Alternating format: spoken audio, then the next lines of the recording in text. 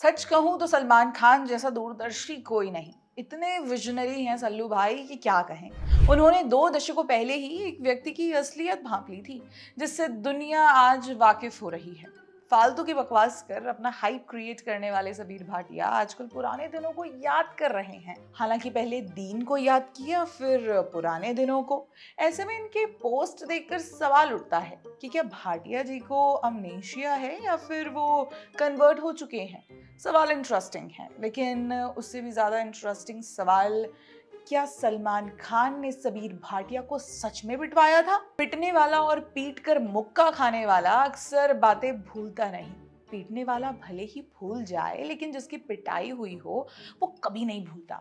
तरह तरह की जस्टिफिकेशन देता है, बदले की आग में झुलसता हुआ अपना मानसिक संतुलन खो देता है। अब अगर आपको ये सब सुनकर सबीर भाटिया याद आते हैं तो आप नॉटी हो, हम नहीं। पर ये सब याद क्यों आया? खैर, किसी ने एक्सपर्ट सबीर भाटिया के इस्लाम प्रेमी वाले पोस्ट पर कमेंट कर पूछ लिया, सर आपके खिलाफ फेक न्यूज़ चल रही है। टाइम्स ऑफ इंडिया, जो कि संघी न्यूज़पेपर है, वो ये कह रहा है कि ऐश्वर्या राय को लेकर आपके बीच कोई विवाद हुआ था। उस पर हॉट मेल बेच चुके सबीर भाटिया कहते हैं, राई का पहाड़ बनाया जा रहा है। सलमान ने तो गलती से सिगरेट ऐश मेरे हाथ पर गिरा दी थी। हाँ, चलो कम से कम आपको सिगरेट की ऐश तो मिली, बाकी जैसे जिसकी किस्मत। इतिहास उठाकर देखा जाए तो क्या आप ये मानने को तैयार हैं कि ये विवाद केवल आज तक सीमित रहा होगा? नहीं, आप भी जानते हैं, हम भी, कि सल्लू भाई कितने शांत स्वभाव के हैं। बाकी आप समझदार हैं।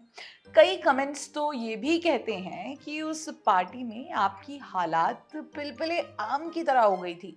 रस निकलने से पहले जैसे आम को निचोड़ा जाता है, बिल्कुल वैसे ही। कोई बोलता है पिलपिला आम, कोई बोलता है बेल्टे बेल्टे ट्रीटमेंट।